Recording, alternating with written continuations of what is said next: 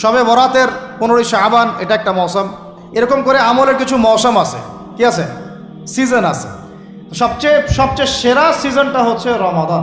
আমরা এখন শাবান মাসে আছি। কোন মাসে? নবী সাল্লাল্লাহু আলাইহি ওয়াসাল্লাম শাবান, রজব এগুলোর চাঁদ দেখলে একটা দোয়া পড়তেন। তিনি বলতেন আল্লাহুম্মা বারিক লানা, আমার সাথে বলেন আল্লাহুম্মা বারিক লানা ফি রজবিনা ওয়া ফি শাবানিনা ওয়া বাল্লিগনা রমাদানা। অর্থ হচ্ছে, হে আল্লাহ, আপনি আমাদের রজব মাসে বরকত দিন এবং শাবান মাসে বরকত দিন এবং আমাদেরকে রমাদানে পৌঁছে দিন। সুবহানাল্লাহ। মুমিনের জীবনে যতগুলো ইবাদতের মৌসুম আছে তার মধ্যে সবচেয়ে শ্রেষ্ঠ মৌসুম হচ্ছে রমাদান। সবচেয়ে শ্রেষ্ঠ মৌসুম কি?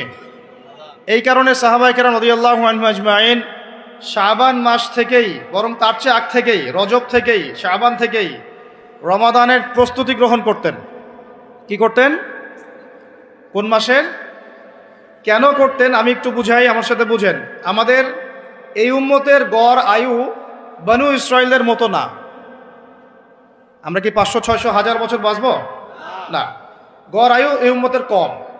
এই কারণে আল্লাহ রাব্বুল আলামিন আমাদেরকে এই ইবাদত করার জন্যে অল্প সময়ে অল্প ইবাদতে যেন আমরা বেশি বেশি নেকি পাই, ফজিলত অর্জন করতে পারি, এই কারণে আল্লাহ রাব্বুল আলামিন আমাদেরকে কিছু মৌসুম দিয়েছেন, ইবাদতের কি মৌসুম।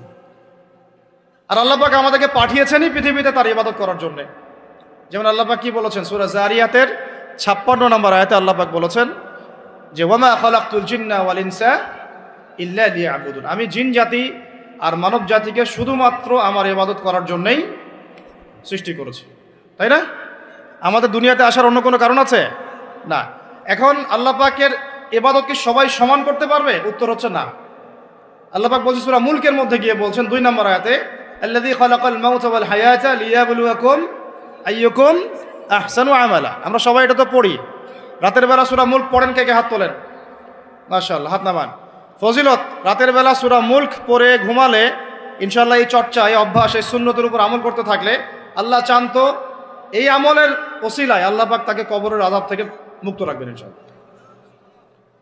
তো সূরা মুলকের এই 2 নম্বর আয়াতে আল্লাহ পাক বলেছেন যে তিনি সেই আল্লাহ যিনি মৃত্যু সৃষ্টি করেছেন, জীবন সৃষ্টি করেছেন। কেন দুনিয়াতে পাঠিয়েছেন? কেন? লিয়াবলুয়াকুম আইয়ুকুম আহসানু আমালা। তিনি দেখতে চান তোমাদের মধ্যে আমলে শ্রেষ্ঠকে।